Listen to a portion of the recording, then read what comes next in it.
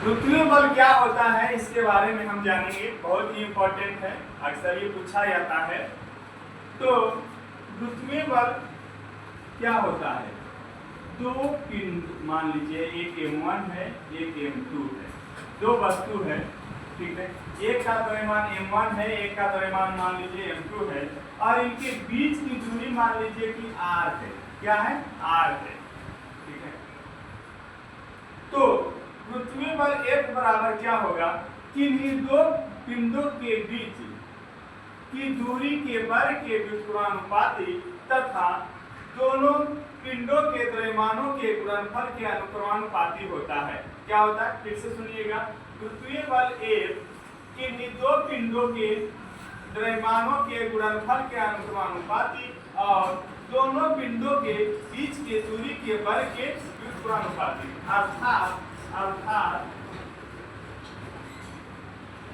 F बराबर गुरुत्वीय बल F is directly proportional to m1 into m2। और दूसरा क्या है? क्या होगा?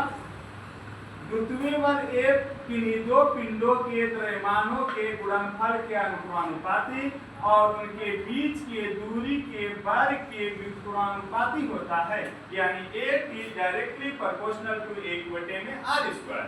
यानी कि दोनों को एक साथ लिखना हो तो कैसे लिखेंगे?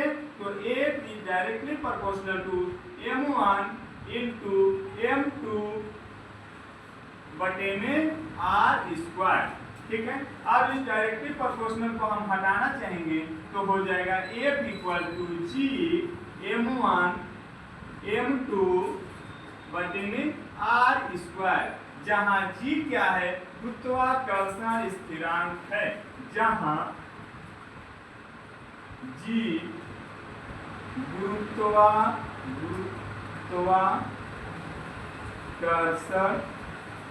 स्थिरांक